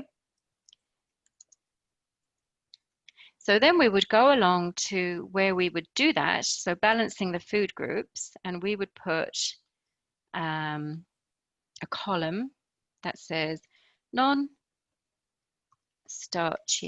veg equals 8 to 10 portions. Sorry, I have a new thing and I can't do a new laptop and I can't do the thing. Portions per day, and we could even put in brackets 4 at lunch, 4 dinner. So any recommendation that you come at or you come up with these steps here, so variety and flavor. Make a soup for lunch, okay? So for non-starchy veg, let me go back to the template in red here. That's probably not a great example, is it? Oh yeah, we'll go with it, look. Okay, so again, non-starchy veg. We'll decide to put in here our recommendation, non-starchy veg. We put in soups, stews, etc. So anything that we think of, any recommendation that you come up with during your steps goes into the appropriate boxes. And when this template is filled in, why can't I minimize this? Hang on. Oh gosh, I need a crash course in computers. So why is it? Oh, it is. So when, I'm just trying to minimize it a bit. So when all of this is filled in, your meal plan has nearly written itself. Your meal plan is jumping out, or sorry, not your meal plan, your recommendations are jumping out of the page. You'll have these rows filled in, so that will be red or yellow or green or whatever. You'll have the cooking methods filled in here. So if this client is boiling non-starchy vegetables, under here in cooking methods, you might put steam, stir, fry, etc. And the plan jumps out at you. I know it kind of sounds a bit dramatic when I say that, but it really does. Does that help a little bit, kind of help you understand the template a bit better? I don't know why I can't I do, oh yeah, no, I can do it. Does that help, Joy, at all? You're gone from me. Are you there? Yeah. No, Oh, I am here. Sorry, yeah. I was muted. So yeah, it really makes sense. I just wondering for row 12, what we Yes. fill. This is row 15 we're working on. So for row 12, yes, it says variety in food groups in client food dairy. What are we supposed to fill there? So variety in food groups in client food diary. So we know that her, say for instance, her grains there isn't much variety in the grains. She's got white rice and she's got oats, hasn't she? So the variety is very low. So low. So again, same thing, insufficient, missing. You use the same terminology. So sorry, insufficient. So coming down here, variety and flavor, we add grains. So maybe, improve variety or include something like barley. I don't know. You're just throwing out your ideas here. Include barley, even your kind of like pseudo grains. So quinoa instead of rice. Yeah, that's your recommendations are kind of really going down here and your analysis is up here. But that's a good point, actually. I'll put slides I'll make sure there are slides into the lecture. It actually would be a great idea. I know it's nothing to do with this webinar. It'd be a great idea that there's actually data can be used as filter and drop down that student can just select, insufficient or sufficient or moderate. Oh, I get Same you. as the cooking method. It'd be so much handier. Yes. Oh, yeah, that would be a really good idea. If I knew how to do that, Joy, I would do it for this weekend. But I don't know how to do it. And I'd only be promising you if I could do it, but it's something I'll get Lawrence onto, actually, because that would be a really good idea. If it could be interactive and like that, there's a drop-down menu. If you could email me the answers and options, I can try to put it together. Put it in. Yeah. I can try. I'm not great in that, but I can try. I think it's just that you listed the data with the answer. Say there are 3 answers: sufficient, insufficient, and moderate. Low, high, or okay. Then you put the data on the second sheet, and then there is a formula just to read those 3 and put in. Then you have the drop down. For any student in the future, they can just because we don't know what to fill. Like then you don't have to even explain. Then That's a really good point. Now I'd have to run all of that through Lawrence. It's kind of his kind of okayish and his say so. But it's an excellent idea and something I never use Excel or anything like that really. So I'm real green when it comes to things like this. I didn't even know it was possible. But that's brilliant idea, Joy. Make life much easier, wouldn't it? Thanks. Last question, Maxine. Is there any difference between the Saturday and the Sunday lecture? Do we just make one of it, or it's 2 totally different? We should try both of them. Yes, Unit 1 is Saturday and Unit 2 is Sunday. So ordinarily on right. a weekend, Aoife would do a lecture in one base and I would do another base. I do the London lectures typically, and I would do unit 1 and 2 with you, and she would do 1 and 2 with the other group. But because we are a combined online lecture this year, she's doing her unit and I'm doing my unit. Right. So ordinary, we jump between units throughout the day. So the whole weekend would be unit 1 and 2, but we have to just separate them. Oh, that's better. Yeah. Perfect. This year. And I Okay. just apologize now to everyone if the weekend doesn't go so smoothly. This is it'll be our first online lecture weekend. So yeah, looking forward to it. Hopefully it'll be fun and games. Yeah. So yeah, but Thank thanks, you very Joy. much. Thank you. Thank you. Thank you You're so welcome. much. Can I help anyone else as far as the assessment's concerned? Hello, it's Petra here. Hi, Petra. I've got the questions with regards to cooking method. Yes. From the top of my head, I think we are supposed to identify through 3 groups the client is relying on. Yes. And if I remember correctly, there are sort of 2, one method used, boiling, and then all the other methods are different from each other, like frying, roasting, grilling, and so on. So if we are supposed to identify 3 she's relying on, and she used only one more than once, how do we exactly approach this? So this is this question here. So identify 3 cooking methods the client is relying on. It's for this client here on the assessment. So you can see here, look, she's roasting and she's boiling and she's grilling. And then she's frying and sauteing as well. Exactly. So just choose 3 of them. All right. Okay. Oh, thank you. That's exactly okay. What I wanted to know. Just it's just okay. Yeah, and it doesn't necessarily have to be the bad ones. For future assessments now this is, but it isn't even. You don't even have to pick out kind of like the bad versions of things. If she was stir frying, that's a cooking method that you could identify as well. Yeah. So just just have a. Yeah. Just bear that in mind for other. One thing I meant to say at the very beginning of the webinar actually is that there is a slight difference throughout the course when we talk about cooking method terms and food preparation terms. We talk about food prep later on in the course as well. So but yeah, so this is very much cooking methods for this unit and this AC. Okay. Oh, thank you. Thank you, Petra. Maxine, could I just follow up that? Yes, you can. From Petra. Yeah, the thing about the question was, for me, when I read it, and I don't know whether this is just my receipt of the information. Yes. It sounded like that what was being asked was, which is she relying on? Which is the cooking methods that she's using exclusively? Okay. If you like. So yes. It felt like you were saying, or someone was saying, this client doesn't have the variety of cooking methods, but actually what you're saying is she's got quite a variety. And yes. So she's not relying on any, she's using a lot. So she's using a lot, felt like yeah. The question had no answer to me. Yes, oh, yes. If you hadn't put that in, I would have said none.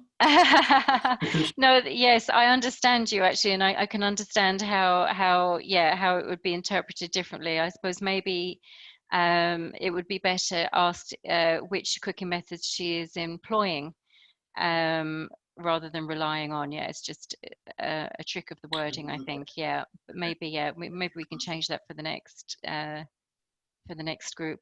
That's yeah, and it's good to get outside sets of eyes as well, because I kind of, we all read it differently, and I might interpret things or not see how things can be misinterpreted even or read differently. So it's good to bring it up. Thanks, Matthew. You're welcome. I do that all the time. That's okay. Keep me on my toes this year.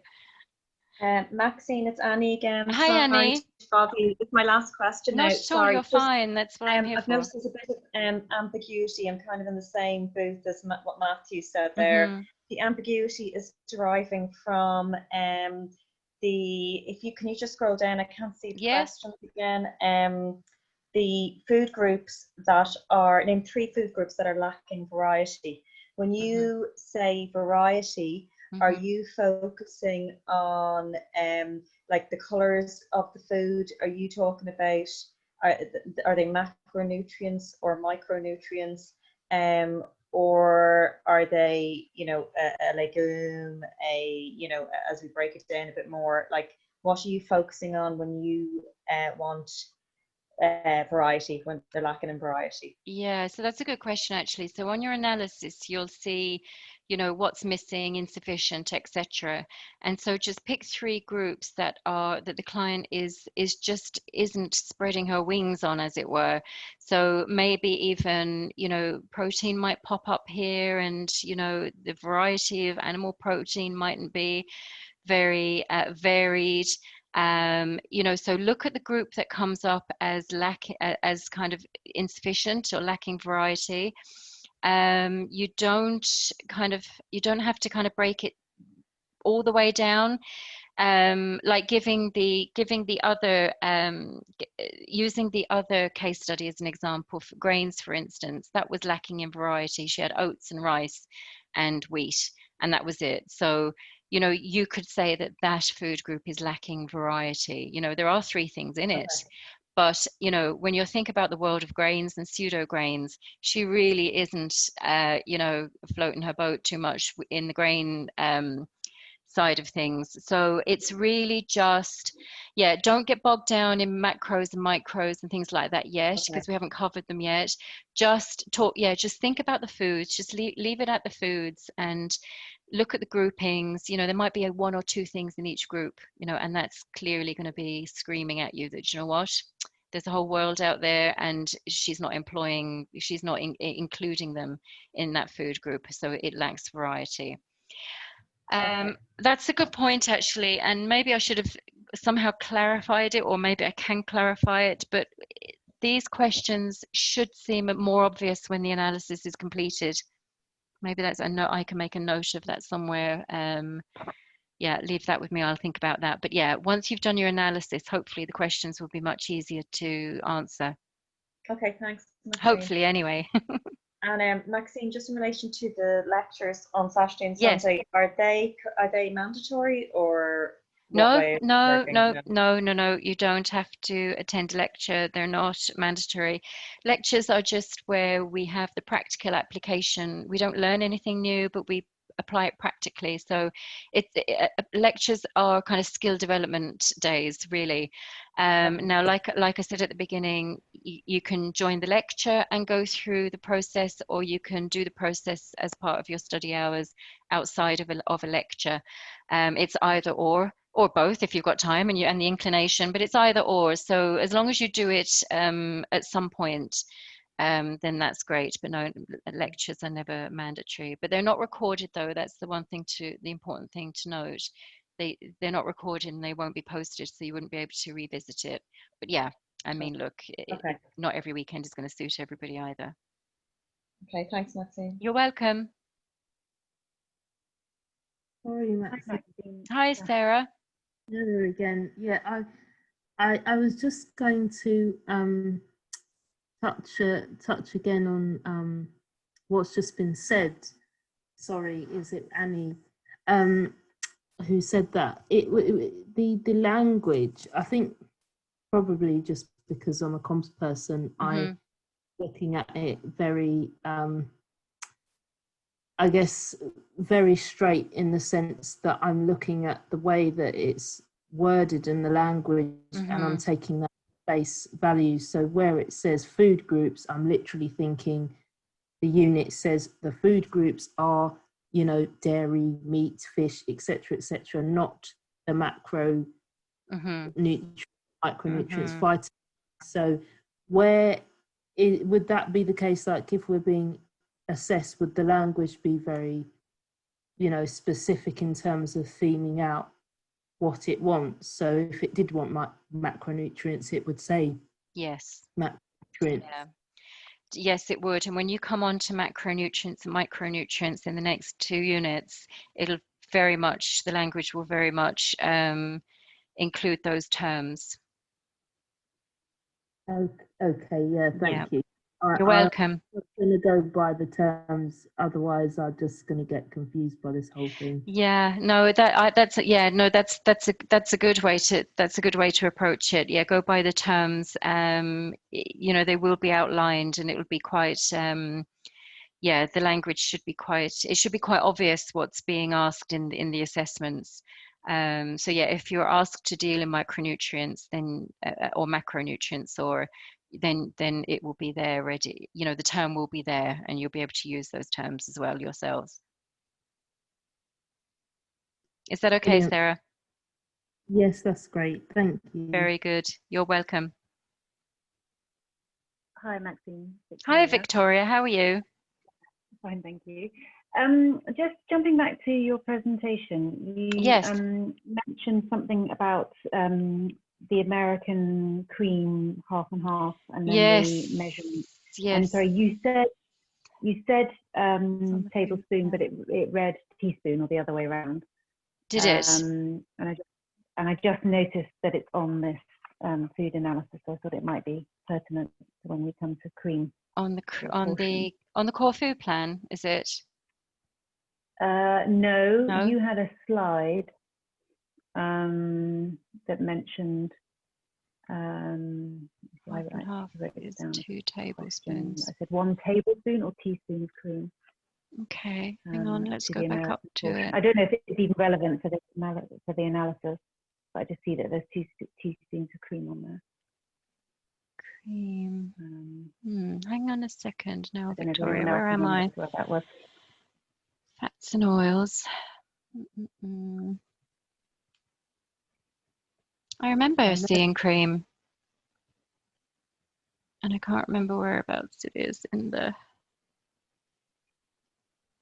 Let me fly through. Oh, was it at the very end? It was the assessment support doc, wasn't it? Yeah, here it is. Yeah. Cream, not on the core food plan. We've only got half and half on the core food plan. My words are merging into one. And on the plan, it says 2 tablespoons. So you can assume that a serving of cream is 1 tablespoon. So therefore, 2 teaspoons of cream is 2/3 of 1 serving. So a tablespoon is 15 mils, 2 teaspoons is 10 mils. So it's 2/3 of a serving for this client in this presentation. But you could round it up to 3/4 if you wanted to, if 2/3 was a bit awkward. Okay. I know. And now, one thing I would say, I know sometimes it sounds like we're plucking it out of the air and making it up, but Jess was the previous unit leader who actually I can't contact at the moment. She's out of action. But she got onto IFM because this causes no end of trouble, or used to. So it kind of sounds like we're flying by the seat of our pants a little bit, but she verified this with them and came to the measurements with them. So a tablespoon is a serving of cream, but a tablespoon is made up of 3 teaspoons. So therefore, on this diary, the 2 teaspoons comes to 2/3 of a serving, or just over 2/3 of a serving. So 2/3, 3/4, it's there or thereabouts, Victoria. Is that okay? It's good to quantify that, actually. I'm sure this will become clearer when I tackle this. Yeah, and I really do. You know, when I'm giving the presentations and looking over everything, and I just thought, if I was a student, I'd be so, oh my goodness, you know, I would be overwhelmed. I get easily overwhelmed, but just know that it would just be, you will be doing it. I promise you, you'll be doing it in your sleep as the units go on. It seems like an awful lot to learn.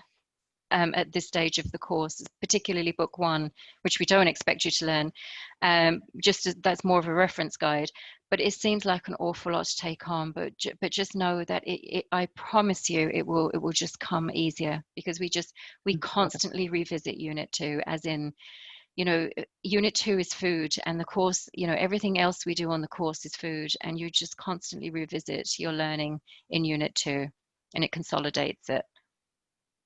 Great, thank you.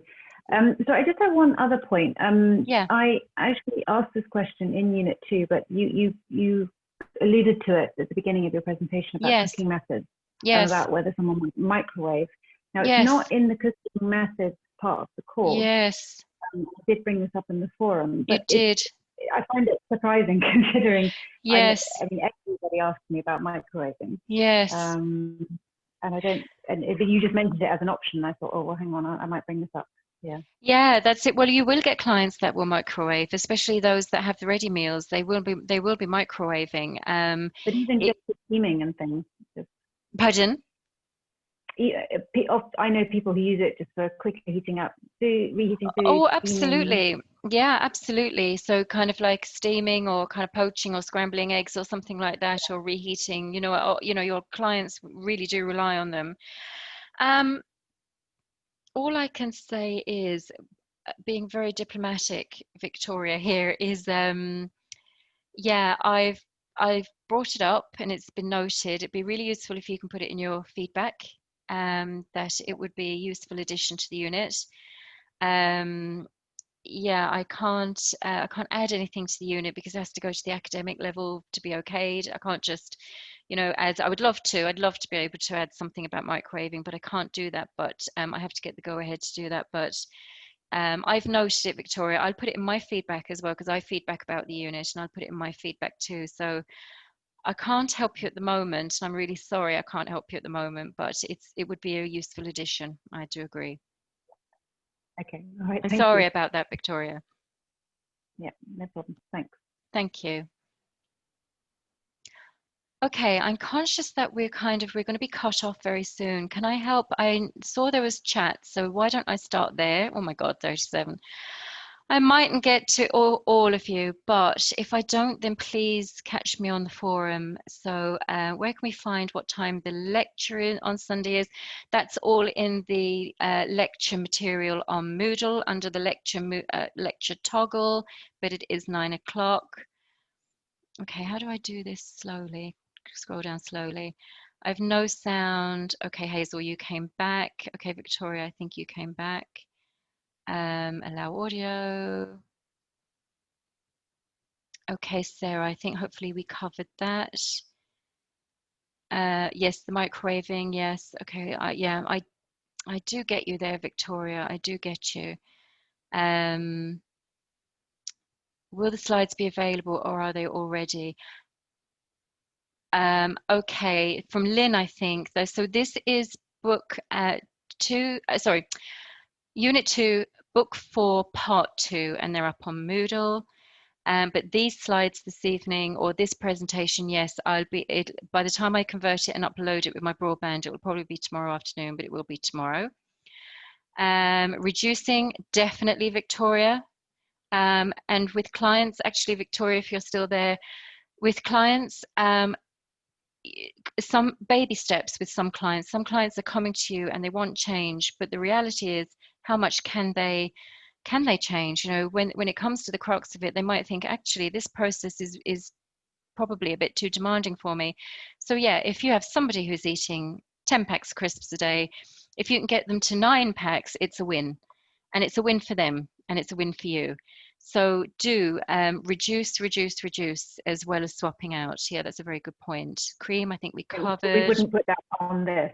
Sorry, just to. Sorry, carry on, cut in, yeah. We wouldn't do that in this circumstance for this assessment. We just keep it. Yes, for this assessment, kind of keep it gold standard. Definitely, kind of throw all the good stuff at it. But definitely for a client, you will always be directed by the client's ability to change, and that could be like that. It could be you could have a client that's willing to walk in, change everything, and leave and be happy. They're rare, but they happen. But most of the time, your client is going to say, "Okay, hang on a moment there. This is a step too far," and you both compromise. But we do that throughout the course. So, okay, do we answer questions directly after the question? Sorry, is that okay, Victoria? I kind of jumped across you there. No, that's great. Thank you. Perfect. After the question when submitting, you do, straight after the question would be great. Oh, I answered the thing about the oils. Thank you, Eva. Matthew, thank you very much. Matt, I think, did you say the last time I could call you Matt? We'll have to organize that at some point. Do you have to calculate to ensure the suggestions you make are aggregate? Oh yes, we covered that, Lynn, I think, about the calories. Oh, sorry, sorry, I've gone up too far. Sorry, hang on, let me go up again. Someone point me to the core food. Oh, that's in the consultation toolkit, the core food plan. Their garden peas in the client's food diary. Their garden peas actually, Holly. Sunday 9 o'clock, 9 till 3. Do we pay for each lecture weekend? I don't think so, Hazel. But you might drop an email to, sorry, I just scrolled past you there. You might drop an email to ops just to double check that, because that's not my end of that's not my cog in the wheel, the payment bit. So maybe just check with them. Easily doable on Google Docs. Senia, you're probably giving me really good advice there about something. I don't want to miss out on it, so you might email me if you're still on. Okay, Senia, links and registration is on the main forum. Yes, Caroline posted about registering for the lecture. And if you haven't done it and you intend to come, will you please will you please register tomorrow, because I have to put you in breakout rooms before the lecture even starts, and it would be good to know who's coming. Okay, Moodle, not friendly with Moodle, I get you there. It does come, it comes. Okay. Portion sizes. What portion size is lemon juice? That's a good question. Kinga. Let me think about that one. I think, is that on the core food plan? Where's my core food plan? Lemon juice. Is it under a condiment? Beverages. No. It's a really good one, actually.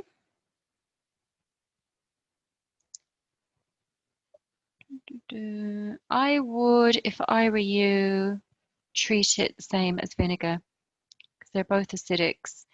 Lemon juice, I knew it was here at the very end, of course. Lemon juice, lime juice, use sparingly, suggest 1 tablespoon or less per serving.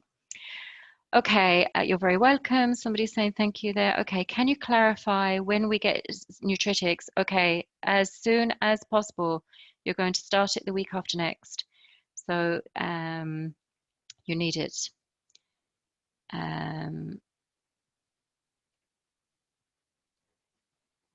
If you're not sure about nutritics, actually, Matthew, and I'm not sure about it because it's not my end of the conveyor belt, you might drop ops a quick line or message Caroline on the main student forum, because she will be able to help you with that.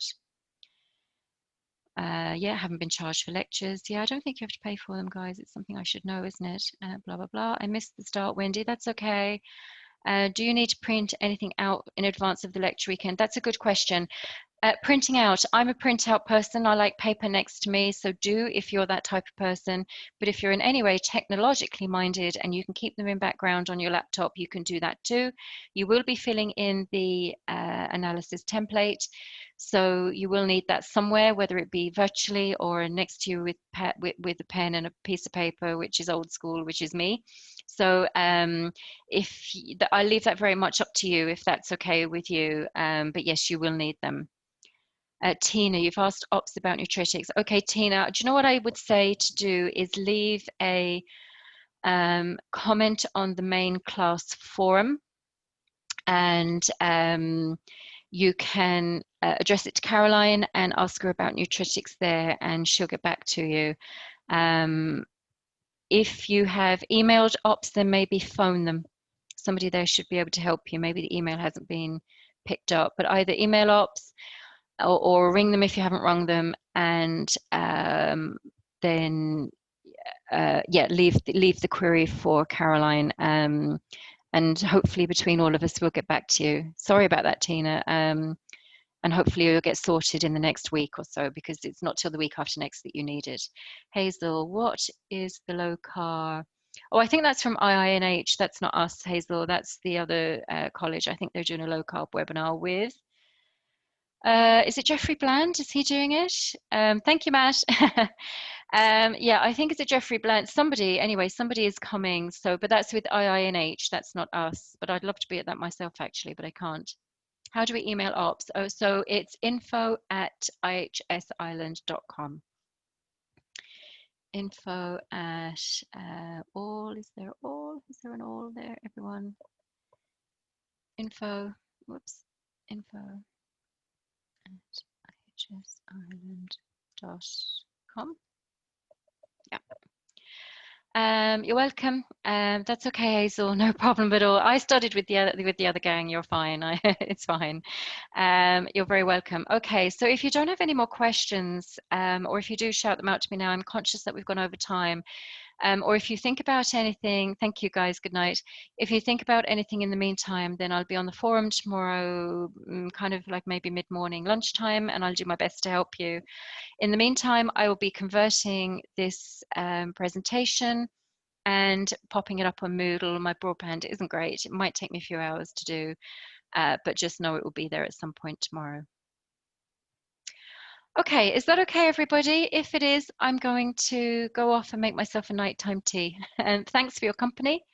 And I look forward to meeting you, or if some of you even on Sunday, and we'll go through the process, and you'll go through the process yourself, and I'll be available for more questions then, of course, as well. I'll just double check the chat. Thank you, everyone. That's lovely. Good night. Thank you. Okay, thanks, everyone. I'm going to end now, and have a good evening, and hopefully see you on Sunday. Thanks, guys. Good night. Good night. Bye, everyone. Good night. Good night, everybody.